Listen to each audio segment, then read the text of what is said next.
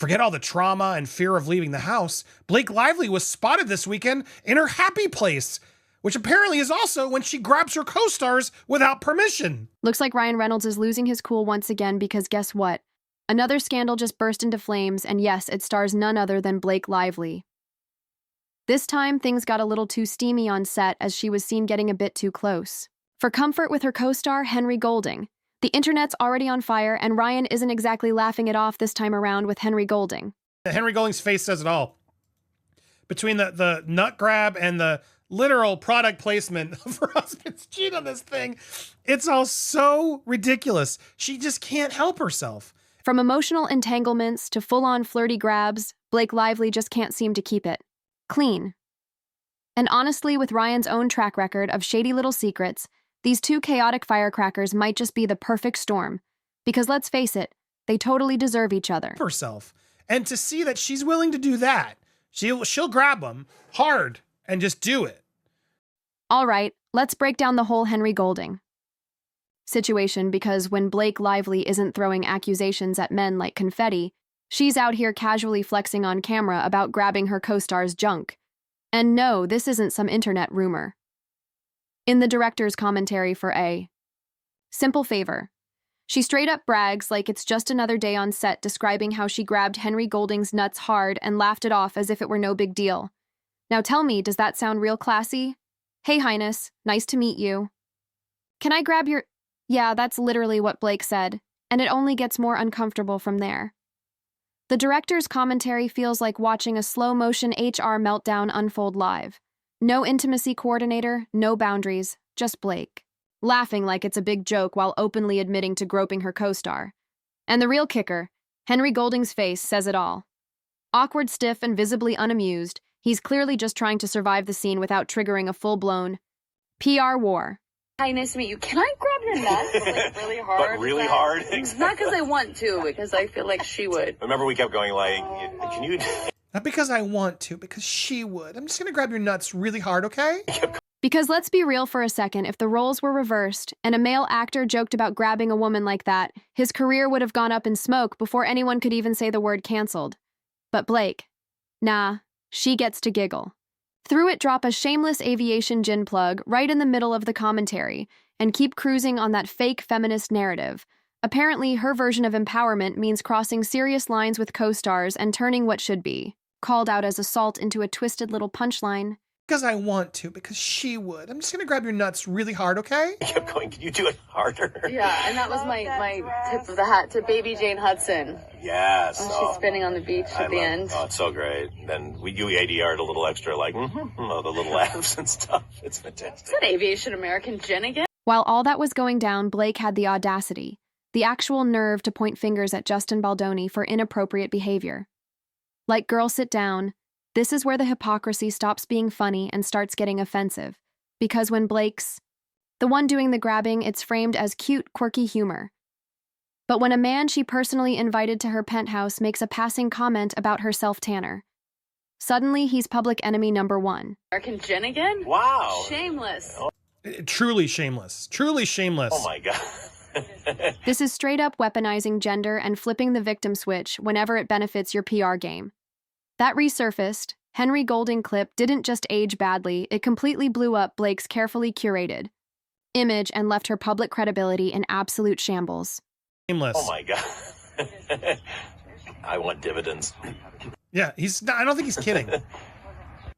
He deserves dividends, and Henry Golding's face says it all. Between the nut grab and the literal product placement of her husband's cheat on this thing, it's all so ridiculous. Speaking of things that haven't aged well, let's take a trip back to 2015. Yes, the same Blake Lively, who once filed legal papers claiming she was too traumatized to leave. Her house also thought it would be a brilliant idea to sell Black History Month-themed blueberry muffin kits for the bargain price of $68. Yes, for that you too could experience Blake's twisted take on the slavery era. Southern blues all wrapped up in syrupy nostalgia and pastel fonts, because apparently nothing screams celebrating Black history like overpriced baked goods and sheep. With some muffins. Now, it's just the irony of all this is so strange, given that, she's the one who made the weird Black history slavery muffins for $168 back in 2015. She's also the one who made the boob cake. She is a very inappropriate baker. And I wish that was the only baking crime Blake committed. But nope. She also thought it was totally adorable to bake a boob-shaped cake for her 1-year-old daughter, because why not cross yet another line? Made a boob cake for her 1-year-old, because what else do they want but a boob cake? He can't declare what he wants, so boobs. Haha. All of this, again, so inappropriate given what she's alleging in her complaints. Oh, and let's not forget her daughter, who, by the way, can't even speak, yet let alone ask for a boob-shaped cake. But who cares about age-appropriate boundaries when it's all about chasing those Instagram likes? Yeah. Food is probably the most central part of my life, Lively previously told Vogue. Food and family, but those are completely intertwined because food was so important to me growing up since my mom is an amazing cook. So apparently she's trying to follow her mom's. Fast forward to March 30th, and there's Blake all smiles in front of cameras at some random Connecticut bakery calling it her happy place. Oh, you mean the bakery she just happened to stroll into for a perfectly timed PR shoot? That one? Here. She is in full glam fake laughing with bakers while her legal docs are out here claiming she can't even get out of bed due to trauma. Okay. Blake. She actually surprised people just at a random bakery. When she went behind the counter at a Connecticut donut shop, she was really in a happy mood. The actress made a stop at the pastry stop on March 30th amidst her ongoing battle. Now, it's just really weird about this. Blake, sweetie, pick a side and stick to it.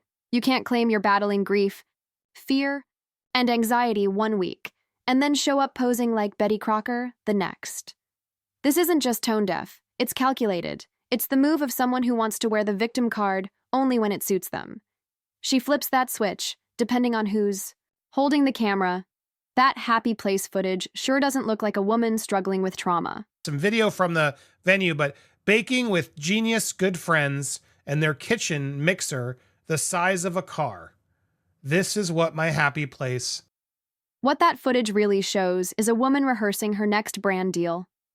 Her pain is monetized, her suffering market tested, and that lawsuit just another weapon in her arsenal to control the narrative. And speaking of controlling the narrative, Blake Lively allegedly catching feelings for her, It Ends With Us co-star Justin Baldoni? Yeah, this wasn't some harmless oops moment of method acting gone too far. No, Blake apparently dove headfirst into full-on emotional affair territory. According to insiders, this woman was laughing until she cried on set with Baldoni. You know, the kind of laugh that's just a bit too flirty, a bit too intimate, and a whole lot of, uh-oh. And it didn't stop there. She invited Baldoni, who, by the way, is a married man himself, to her penthouse, and not for some casual cup of tea, nope. She was literally holding her infant child while getting cozy with him. Like what? Who does that? Imagine the audacity. They're both married, and there's a baby right there, like this is some wholesome meetup. But yeah, sure. Let's keep playing the poor Blake victim card. Oh, and if anyone's thinking this is just some wild gossip spun by the internet, think again.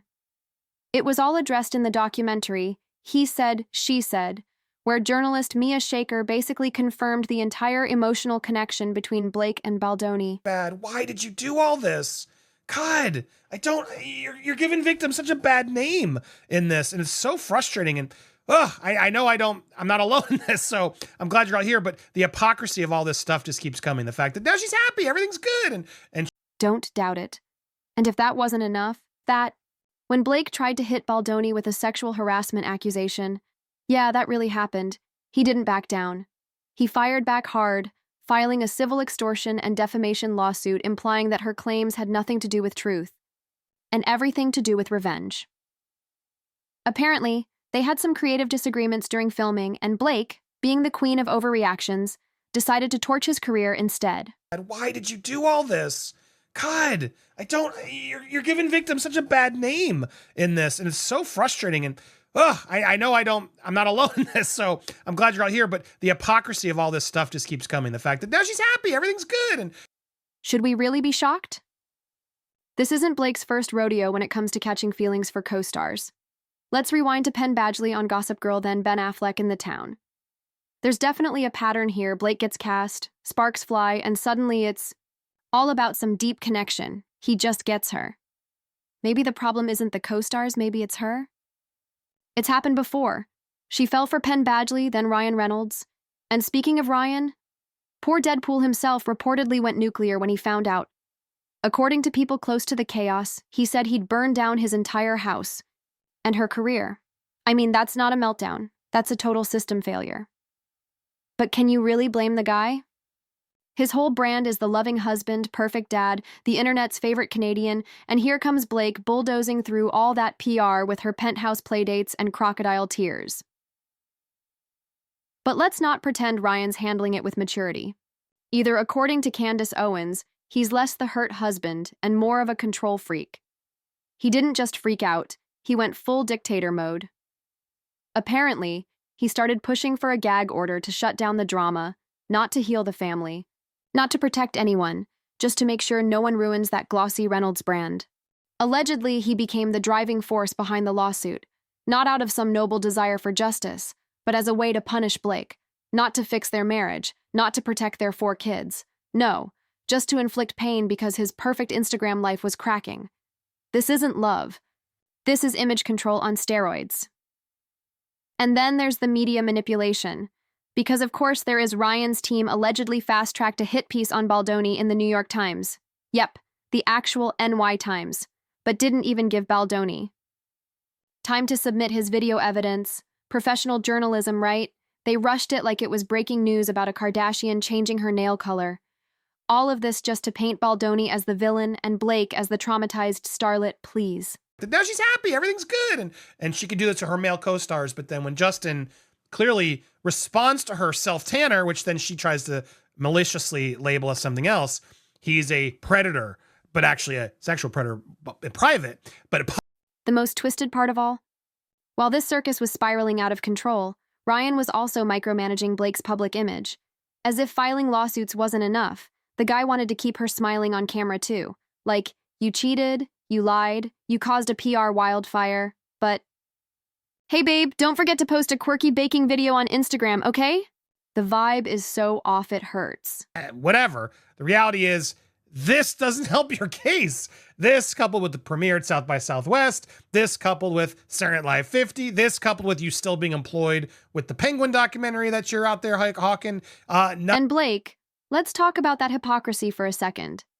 This is the same woman crying in court documents about how traumatized she is. Can't leave the house, can't get out of bed, fighting off fear and anxiety. Every single day.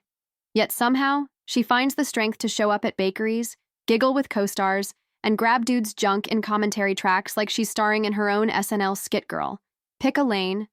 Are you a fragile victim of emotional collapse?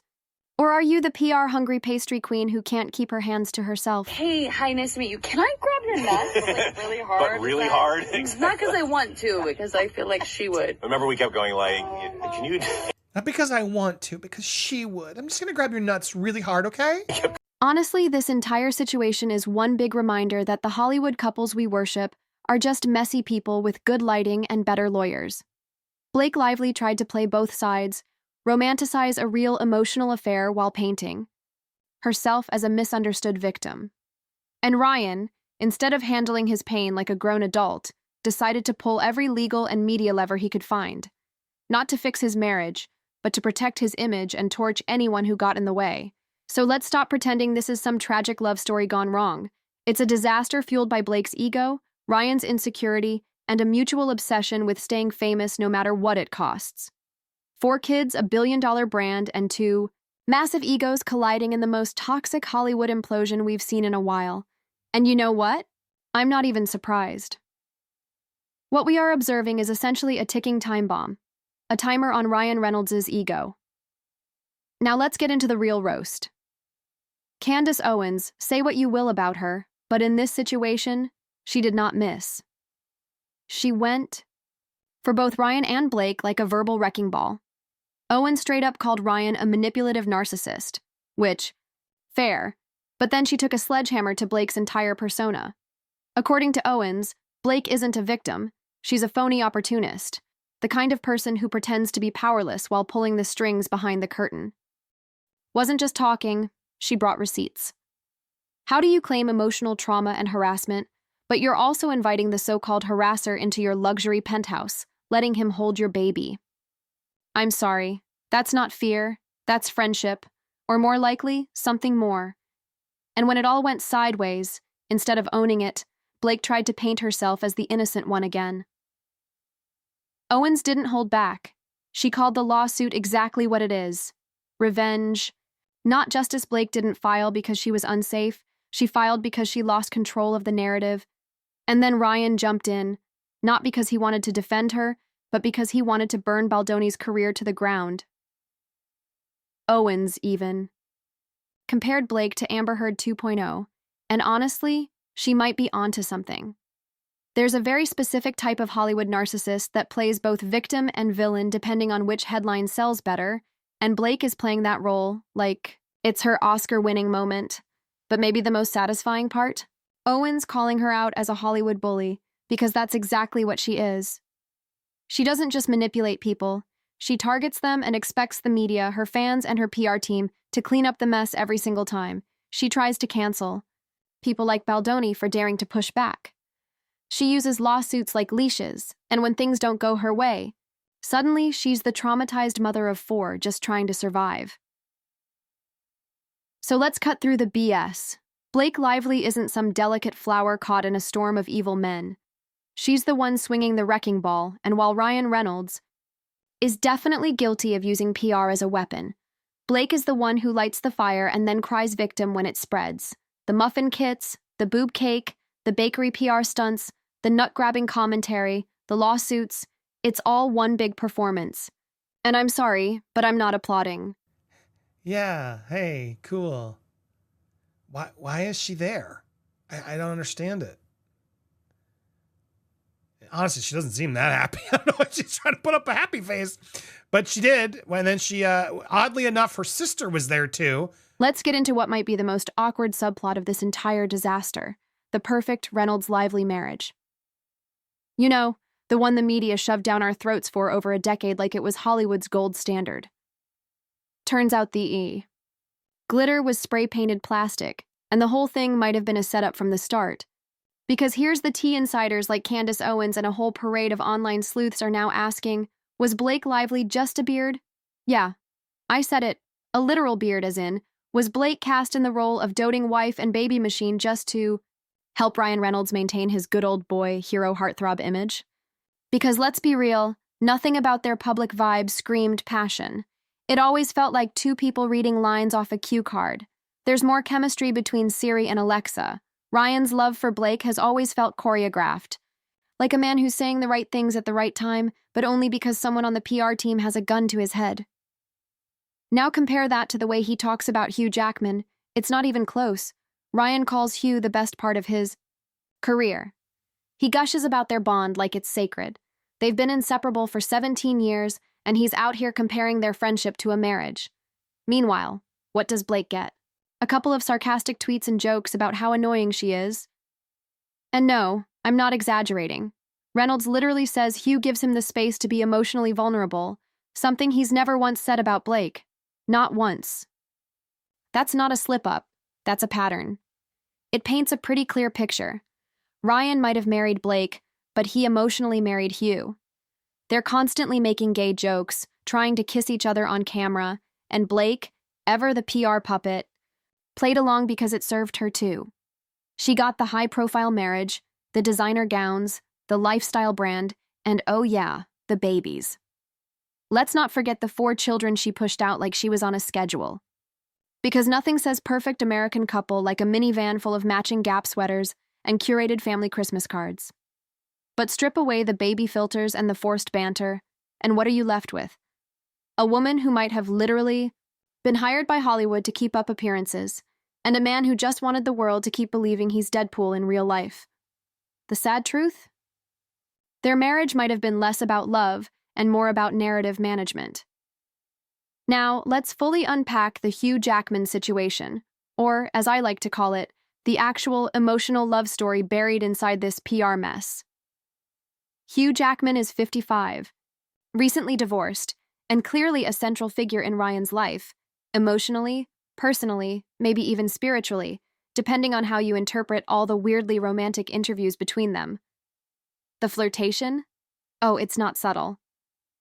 We're talking crotch jokes, staged kisses, and public declarations that toe the line between bromance and full-blown Brokeback Mountain fanfic.